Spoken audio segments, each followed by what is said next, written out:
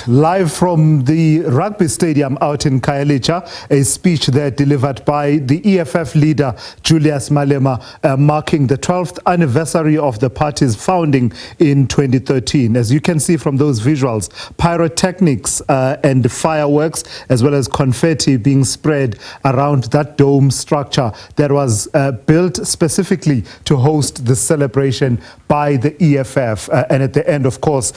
typical fashion, in traditional fashion, Julius Malema ending it with chants, and ending it in particular with chants of kill the Boer, kill the farmer, that chant that has been so controversial over a period of time, but also giving it a special emphasis, even saying at some point, I repeat, kill the Boer, kill the farmer, and leading the crowds there in chanting. Samkele Maseko, SABC News political reporter, is on the ground and watching it all unfold. Samkele, a speech that not particularly lengthy, about 40 minutes or thereabout, but covering a variety of themes. I got a sense there that he was deliberately trying to cover the areas of the EFF's grounding in grievance,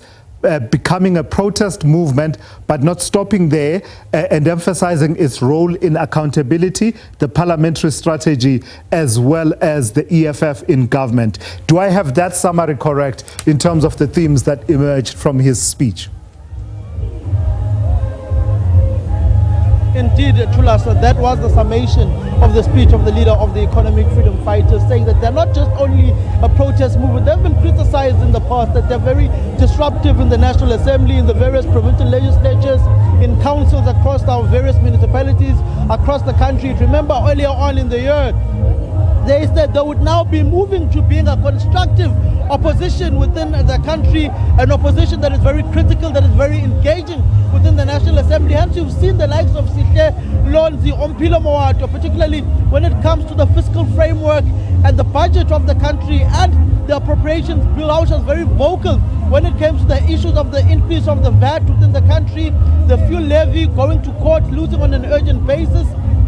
And that just tells you that they are moving away from that disruptive politics of the era of former President Jacob Zuma, that you saw them in Parliament chanting pay back the money, disrupting the president at the State of the Nation's address. When he delivers it from President Zuma going to President Ramaphosa, he's effectively saying that the EFF must now be reckoned as a force of intellectual and ideological thinking and depth within the National Assembly, provincial legislatures and council. So it is a perfect summation of the speech of Julius Malema, moving away from the factions that have riddled the organization, the departures of their senior leaders. None of those political imaginations of the political organization were touched upon, but pure issues of governance, geopolitics, and the economy of the country. Yeah, in fact, say a bit more on that, Samkele. No mention at all of the leaders that recently left the EFF, particularly in the wake of its National People's Assembly, its elective conference, and subsequent other events. The MK party, those leaders that left and joined MK party, not even a mention of Floyd Shivambu, who was former second in command in the leadership of the EFF. Does it appear that this was deliberate?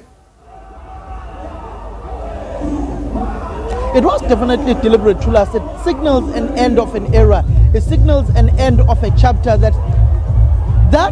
resembled the former deputy president of the EFF, Floyd Shivambu, no longer exists within the organization. Remember, they have now effectively changed the GTU, which was the deployment mechanism to the various councils of the EFF. Anything that resembled Floyd Shivambu within the organization was effectively done away with. His non-mention in the speech, non-mention of the problems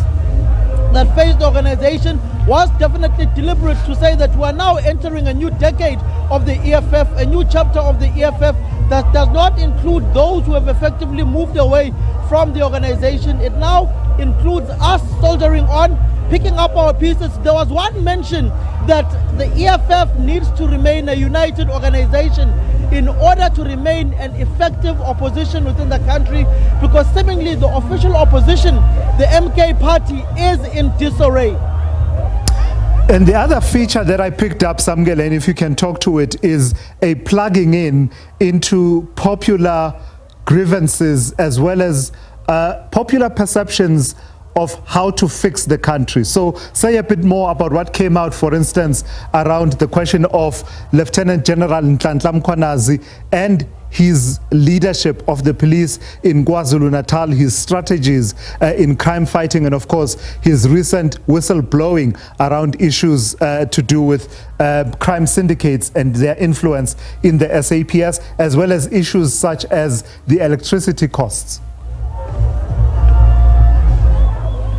He definitely hailed General Nhlanhla Mkhwanazi, saying that he is a hero and that if he is fired and not retained as the Provincial Commissioner of KwaZulu-Natal, he must know that he has a home within the economic freedom fighters, and they will fight for him and they will effectively defend him against any troubles that are coming his way, and saying that there must be more Nhlanhla Mkhwanazis out there that will come out and defend the country, speak truth to power, to resolve the problems of policing that are there within the country, and saying that South Africa will not be run by drug cartels who are allegedly in cahoots with politicians, with legislators, and with business people and dodgy police officers, and saying they must all be weeded out. Speaking about the ad hoc committee that will be established for 90 days and the work that the EFF will be doing in trying to resolve the crime and drug problem that is there within the country, calling all the people of Khayelitsha, of Delft, of Mitchell's Plain to come forth to Parliament and speak about those drug lords that are there running their streets, and speaking about the extortionists as well that were trying to extort the EFF in the construction of this dome that you are seeing behind me, where this rally of the economic freedom fighters was effectively held here in Khayelitsha, and effectively speaking of the many challenges that are facing the people of the Western Cape, of crime, of drugs, and children not going to school. Also speaking on governance issues of NSFAS, speaking on Buti Manamela, the new Minister of Higher Education and Training, saying that he must not listen to his Director General who was appointed by Bladen Zimande, saying that NSFAS should be done away with, money should be sent straight to the students who are at colleges, who are at universities,